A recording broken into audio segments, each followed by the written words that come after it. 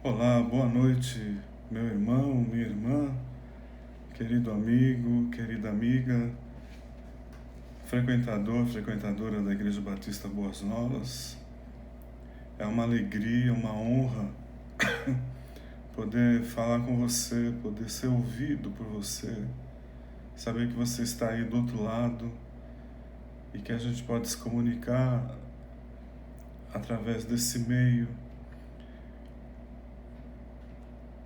Hoje nós vamos começar uma jornada pelo livro de Levítico, que não vai ser tão demorada quanto foi a de Êxodo, mas é uma jornada extremamente reveladora, interessante e que tem muitos princípios, muitas lições para a nossa vida. Uma delas eu quero adiantar agora. Levítico é o livro da adoração de Israel. E dentro de adoração existe o ofertar, o sacrificar, o entregar algo ao Senhor. Há 5 tipos de sacrifícios no livro de Levítico.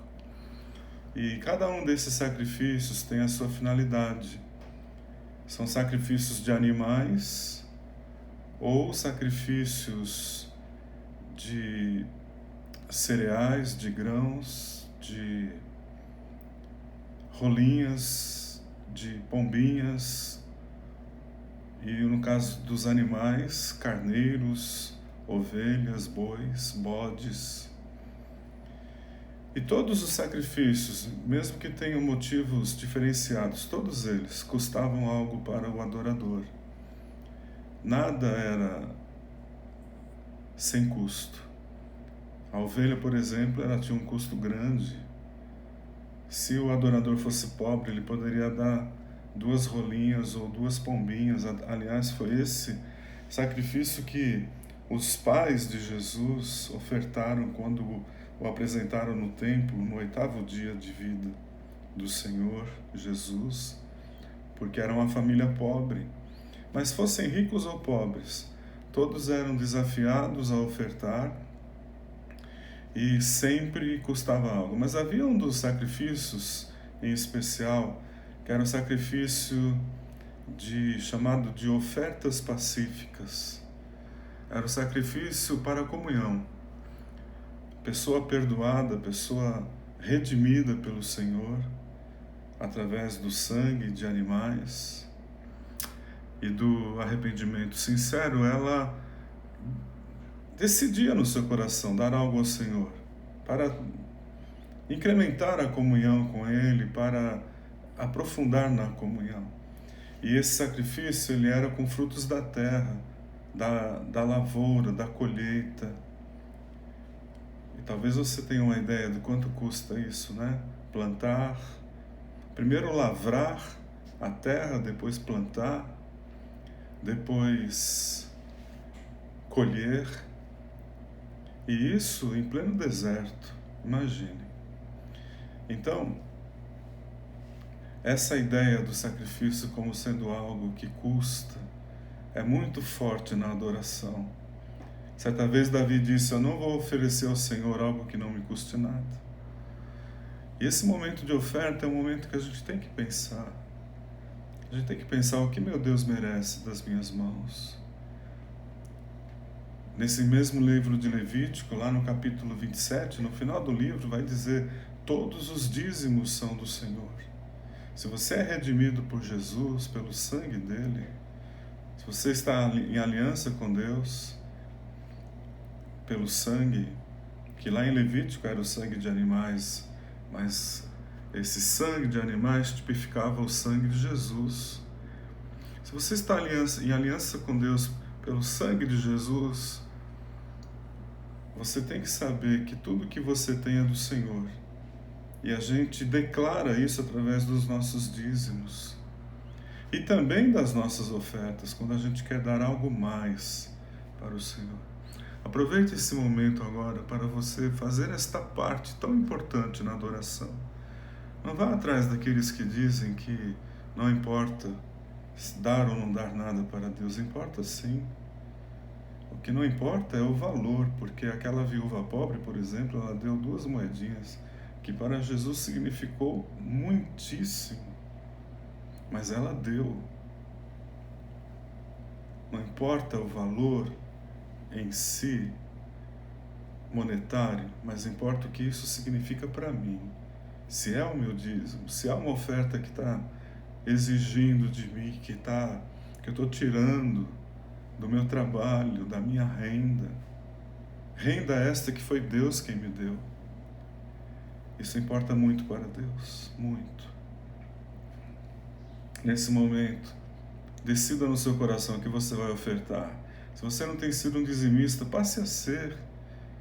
Infelizmente, eu tenho conhecido crentes, não só aqui, mas em outros lugares por onde eu já vivi, já passei, que nunca se tornam dizimistas, nunca descobrem essa dimensão da adoração, nunca têm um coração quebrantado para com Deus nessa área. Não seja assim, decida. Comece uma nova história nessa área da sua vida. E se você já é um dizimista, decida entregar mais, ofertar ao Senhor. É a Ele, não é a igreja. É Ele quem recebe a sua oferta. Ele quem olha, como Jesus olhou a oferta daquela viúva pobre. Provavelmente no caderno do tesoureiro ali do templo, no templo de Jesus, essas 2 moedas não significaram grande coisa, mas para Deus sim, e é para Ele que a gente dá. Deus abençoe você. Vamos orar enquanto a música toca, e agora mesmo decidir o que vamos dar, ou já transferir no celular, como fizemos no domingo passado.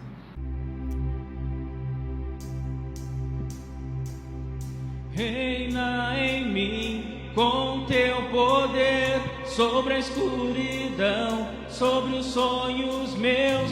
Tu és o Senhor de tudo que sou. Vem reinar em mim, Senhor.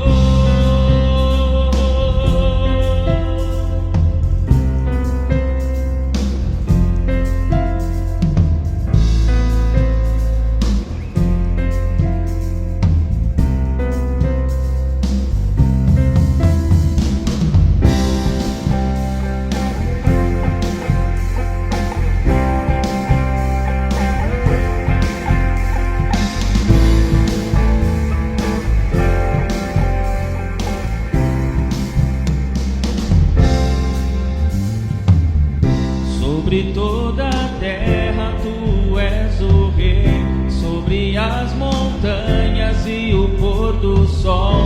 Uma coisa só, meu desejo é: vem reinar de novo em mim.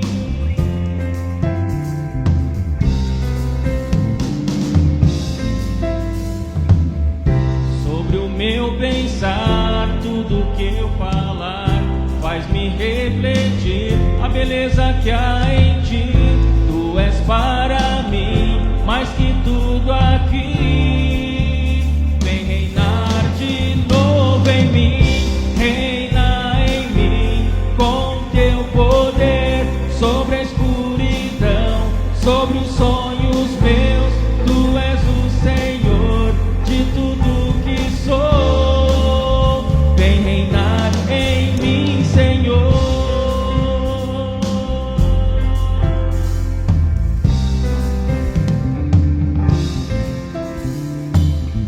Sobre o meu pensar, tudo que eu falar faz-me refletir a beleza que há em ti.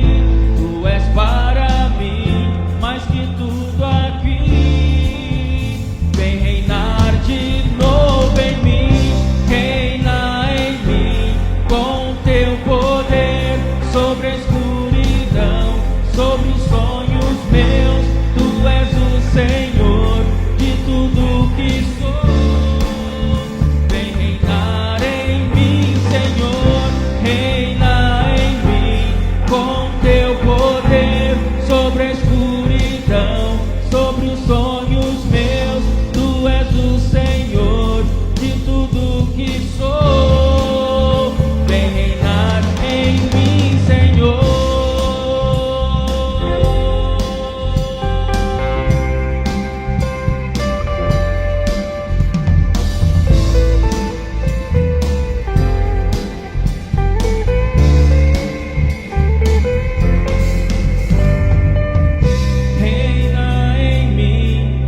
com teu poder sobre a escuridão, sobre os sonhos meus.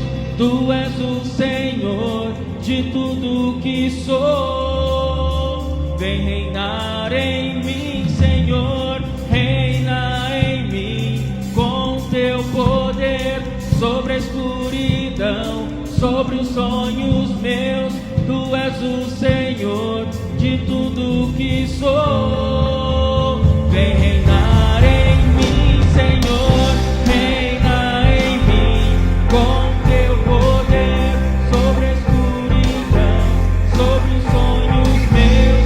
Tu és o Senhor de tudo que sou. Vem reinar em mim, Senhor, reina em mim com teu poder sobre a escuridão, sobre os sonhos meus. Tu és o Senhor de tudo que sou. Vem reinar em mim, Senhor.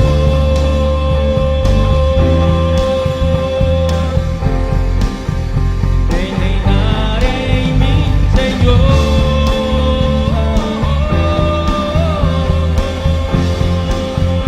Vem reinar em mim, Senhor.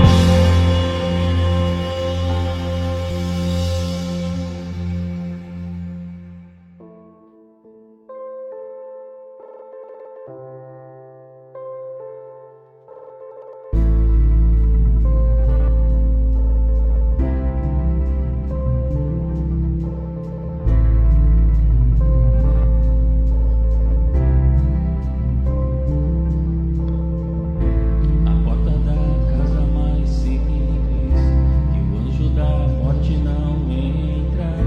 A estrada que corre para o mar, o vento que abre o caminho é você.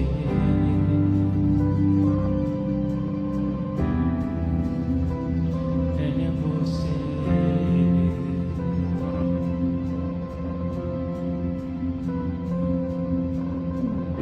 A nuvem que aponta o destino é a mesma que cobre o passado. O pão que sacia a fome, a rocha que mata minha sede é você.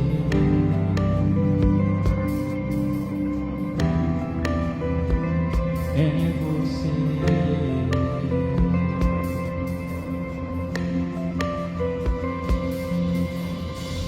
Mais perto do monte, mais perto da face, me espanto com o peso da tua glória.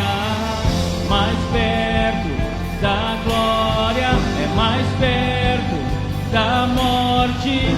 O medo quer me parar, então me tira o medo que me faz dizer: Moisés, suba em meu lugar. Me faz entender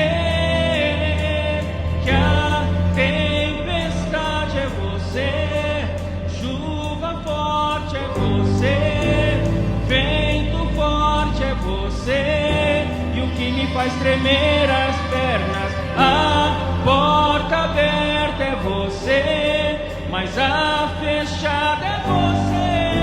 É tudo sobre você.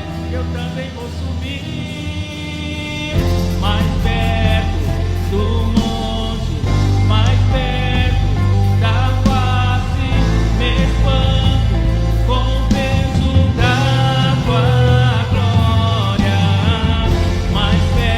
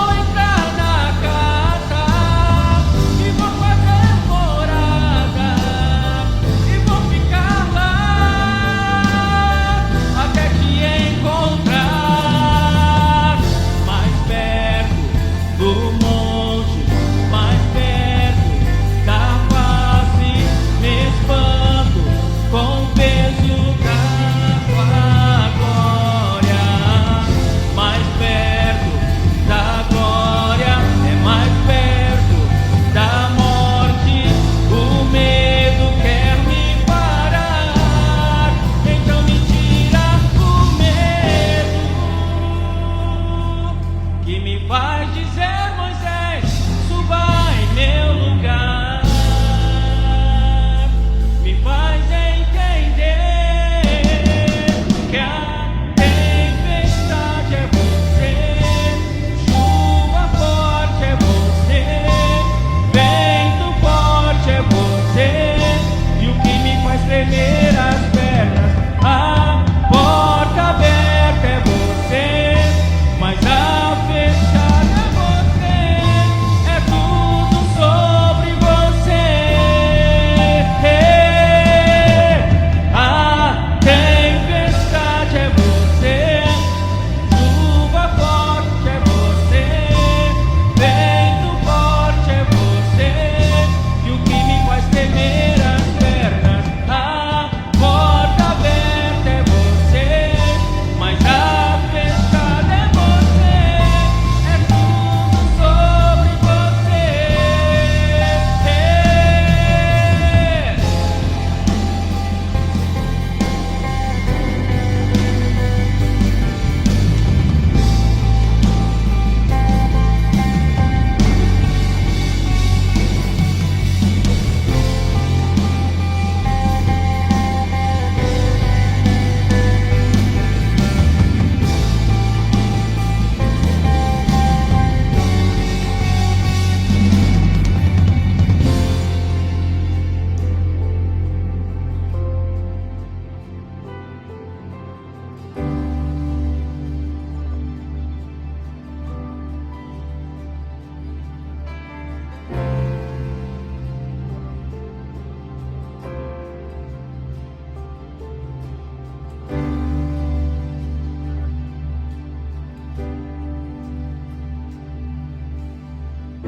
A nuvem que aponta ao destino é a mesma que cobre o passado. O pão que sacia a fome, a rocha que mata a minha sede é você.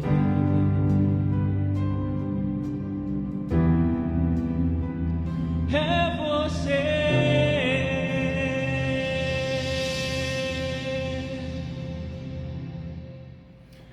Muito bom. Nós vamos começar hoje uma jornada pelo livro de Levítico, e eu quero, nessa primeira caminhada, nesses primeiros passos, dar um pequeno panorama para você do livro de Levítico. Algumas pinceladas. Alguma vez você já se viu pensando assim: Deus está tão distante, se ao menos eu pudesse vê-lo, ouvi-lo?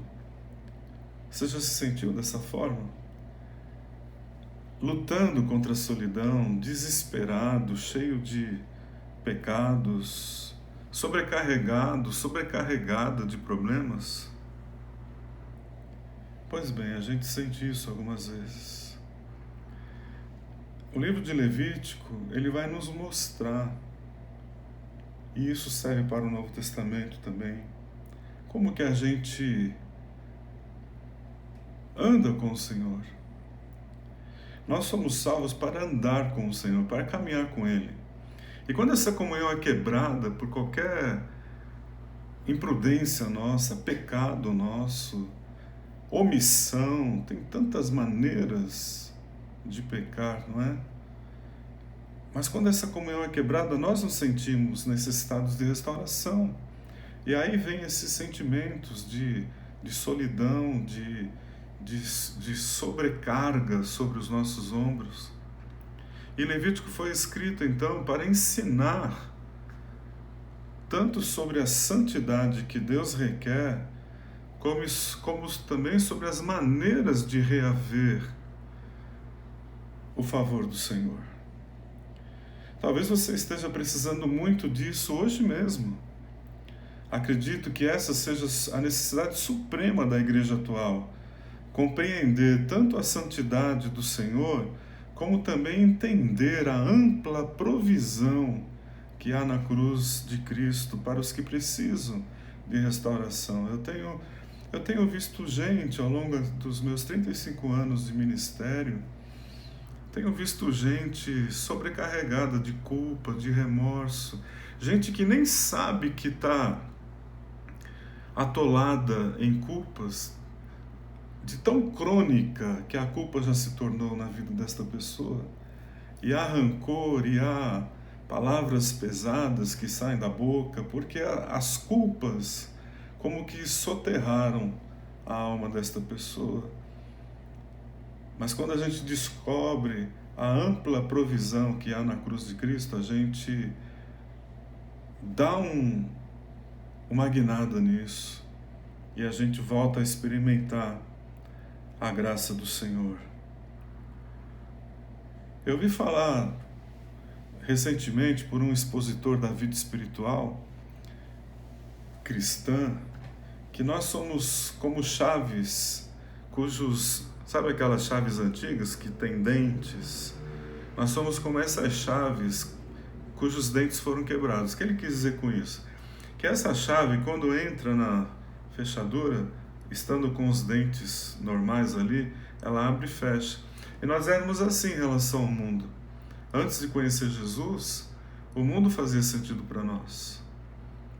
Os prazeres mundanos, a filosofia do mundo, tudo fazia muito sentido para nós. Mas quando nós nascemos de novo, quando a gente se converteu a Cristo e reconheceu nele o nosso Salvador, o nosso substituto, e recebeu o perdão dos pecados, aí é como se esses dentes fossem quebrados e agora não há essa comunicação entre nós e o mundo mais.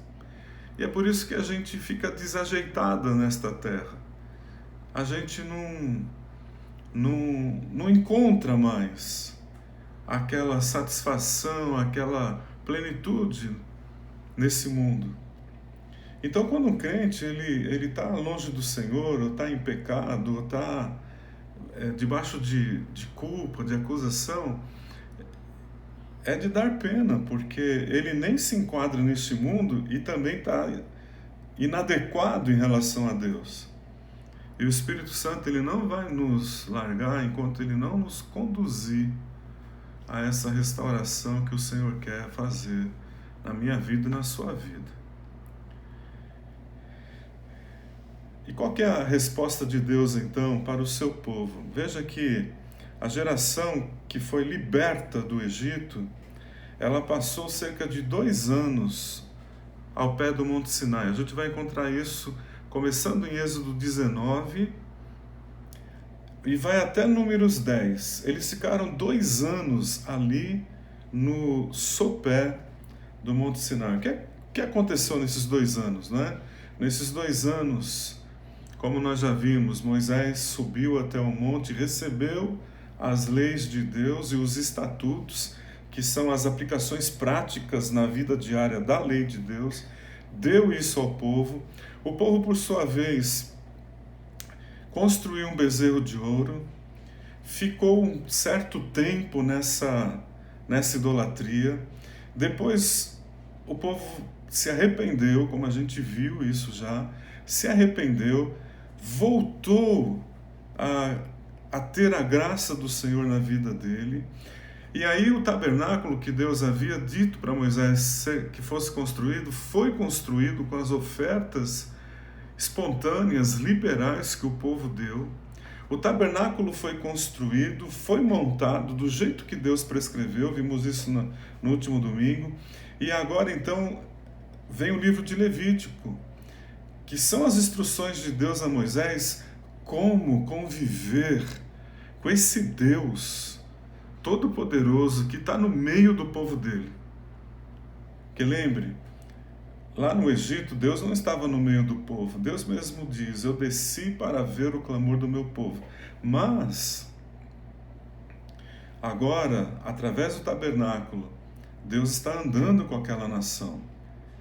E então, Levítico é a sequência natural do final de Êxodo, quando o tabernáculo é erigido, porque ele contém as instruções de como nos comportar, ou como Israel deveria se comportar, tendo o Senhor no meio deles. Embora muitas coisas não digam mais respeito a nós, porque foi para aquela época, para aquela geração, ali no deserto e depois na terra prometida,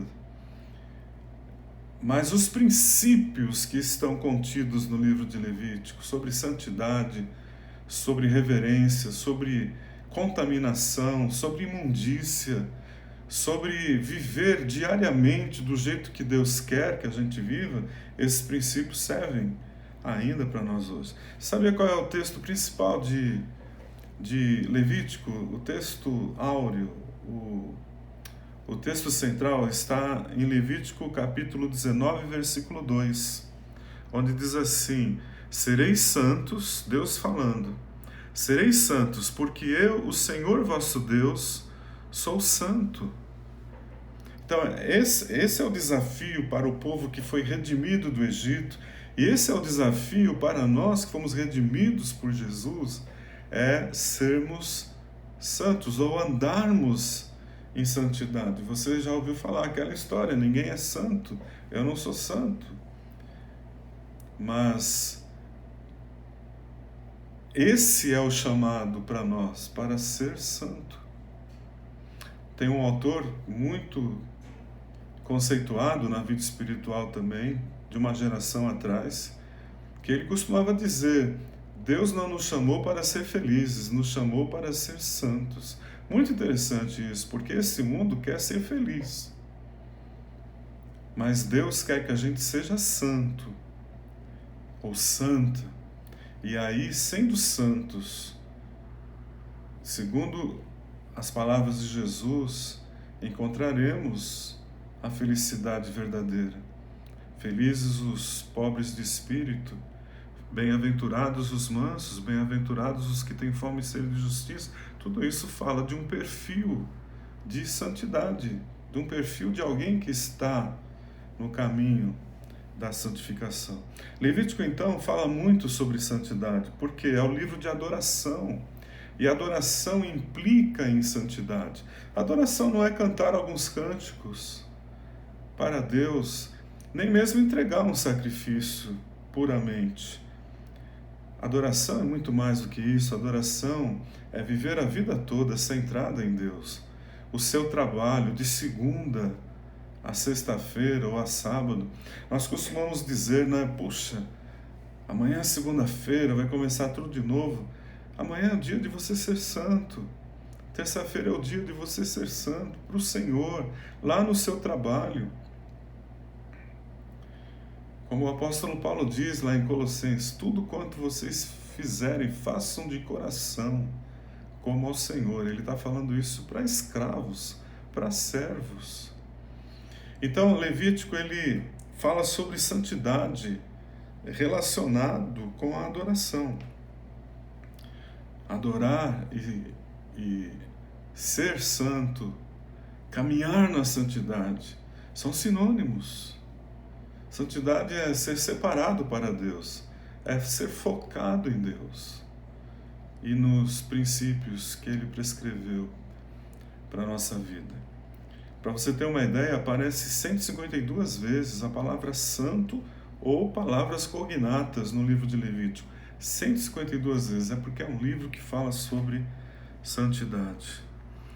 Porque é só andando em santidade que eu e você vamos poder receber as bênçãos maiores, as bênçãos que a gente nem imagina que o Senhor tem para nós.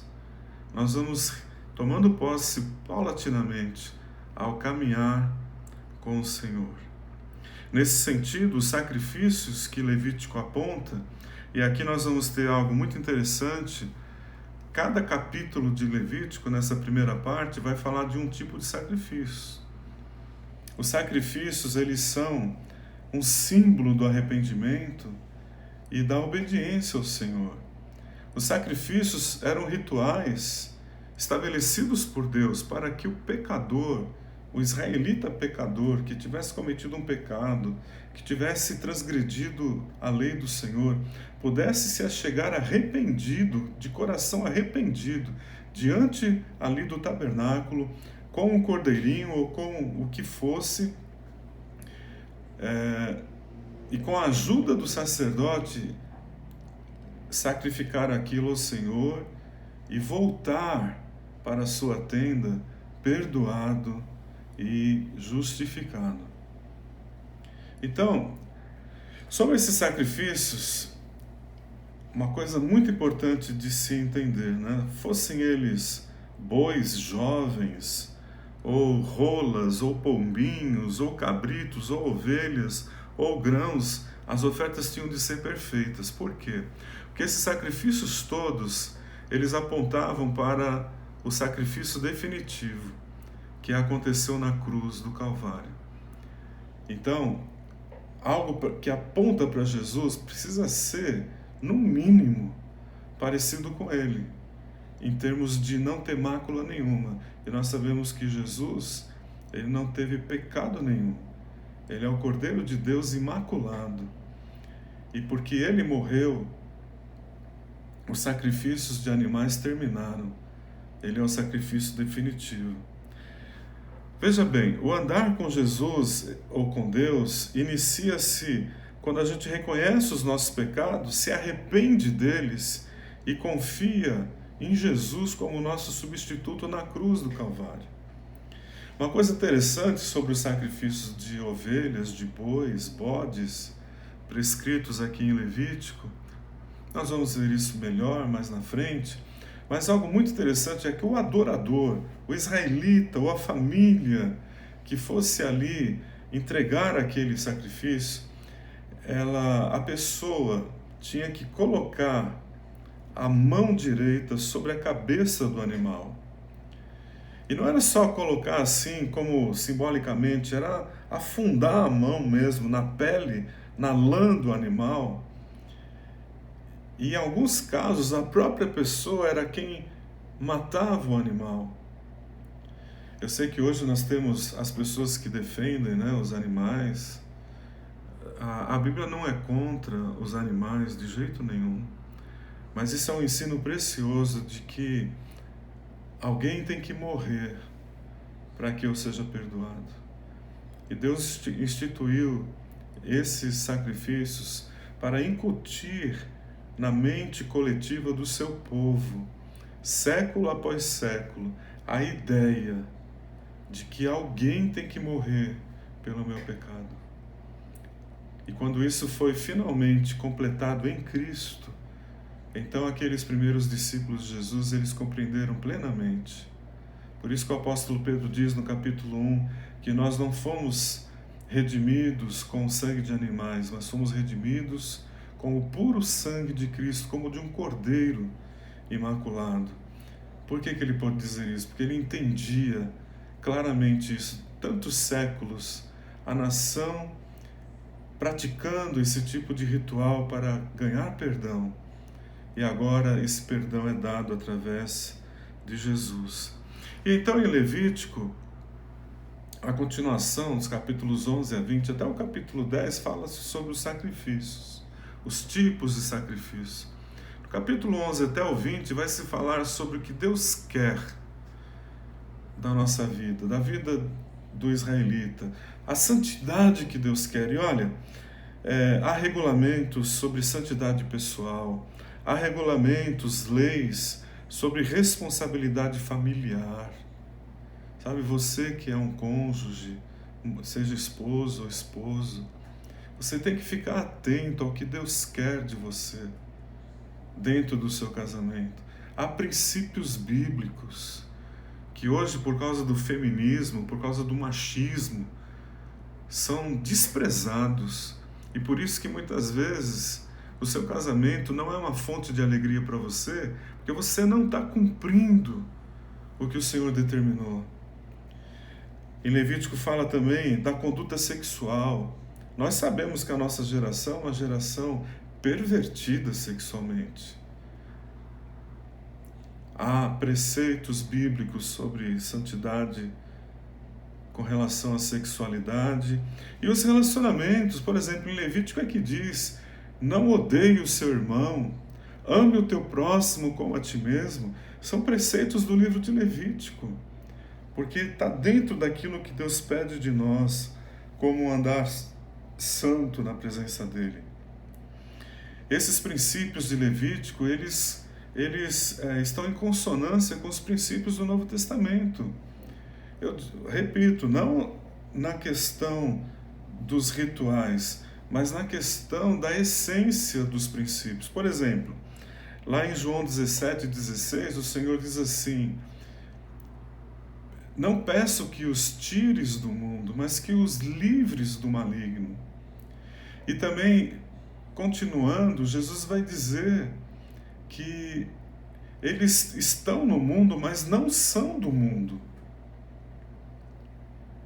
Isso é um princípio de santidade. Também 2 Coríntios 6:14 até 7, versículo 1, o apóstolo Paulo diz assim: vocês são o templo do Espírito Santo, não se corrompam, não se maculem, não se sujem nessa Babilônia, saiam dessa Babilônia. Claro que Paulo não está dizendo para a gente sair fisicamente, mas sair no coração, sair na alma, sair na mente. Saia da Babilônia, não faça as coisas como a Babilônia faz. Faça as coisas como o povo de Deus deve fazer. São princípios de santidade. Mas para terminar, o livro de Levítico não tem só questão de adoração, santidade e condutas, né? Sacrifícios e leis de condutas. Levítico tem também as festas. E aqui é uma coisa muito importante. Santidade não é para deixar a gente carrancuda, nem para deixar a gente chata, nem para deixar a gente intratável, nem para deixar a gente esquisita. Santidade é festa, é alegria. E em Levítico nós temos nada mais, nada menos do que 8 festas estabelecidas por Deus. Festas coletivas. Nós não fazemos essas festas hoje. São festas relacionadas à cultura de Israel.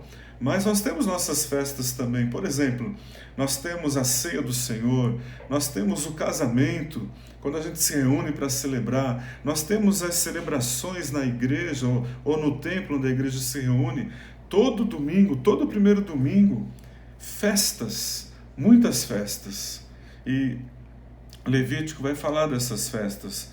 Por exemplo, a Páscoa, as primícias, as semanas, as trombetas, a expiação, as cabanas, o ano sabático e o ano do jubileu.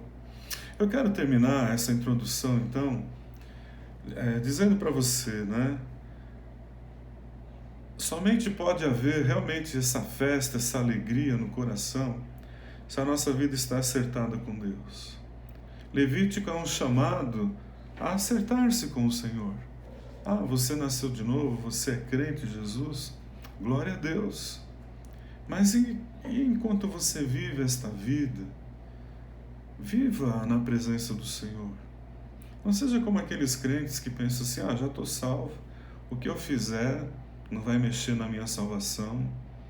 Um pensamento errado, um pensamento indigno do povo de Deus. O pensamento deve ser: Senhor, agora que o Senhor me redimiu, o que o Senhor quer que eu faça? É o que Paulo perguntou a Jesus na estrada para Damasco: Senhor, o que queres que eu faça?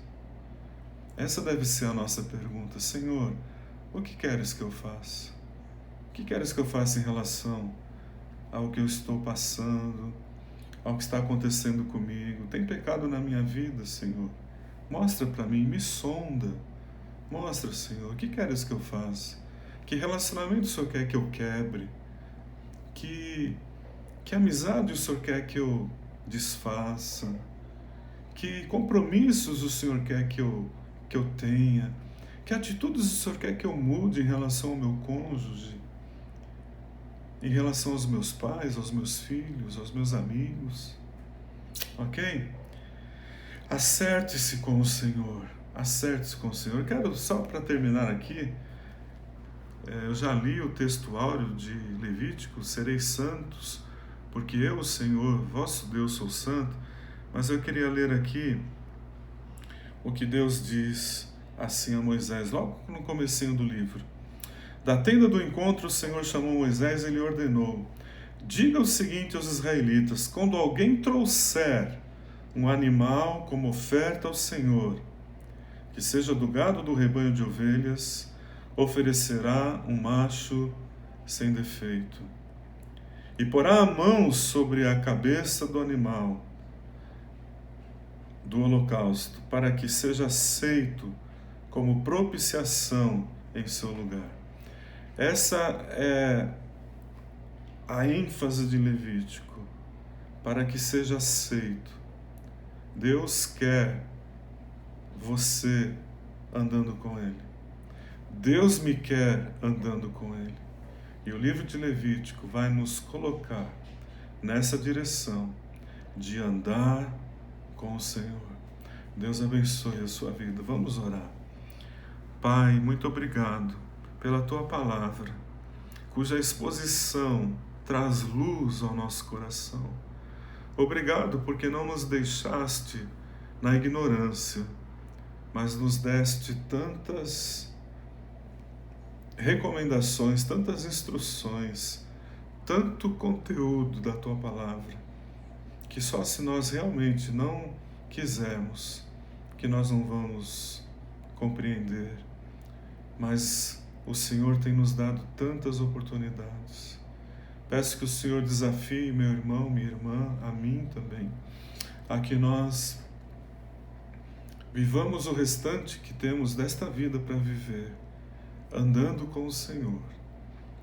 O que passou, Senhor, que seja perdoado mediante arrependimento e o sangue de Cristo. E daqui para frente que a gente ande com o Senhor, que a gente se acerte, que a gente procure temer e honrar o nome do Senhor.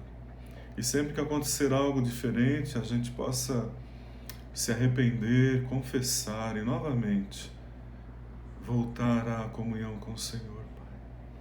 Eu oro e te agradeço em nome de Jesus. Amém. Quero dizer uma coisa para você. O nosso governo estendeu essa fase vermelha mais restritiva, em que as igrejas não podem se reunir, até o dia 11 de abril.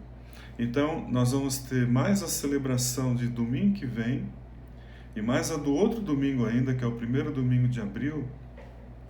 Aliás, domingo que vem é o primeiro domingo de abril, e o segundo domingo de abril nós vamos ter essas duas celebrações ainda online. Fique firme, estamos caminhando juntos para servir o Senhor como igreja. Não devemos nos permitir esfriar, muito pelo contrário. Temos ricas promessas para continuar caminhando com o Senhor. Deus abençoe a sua vida.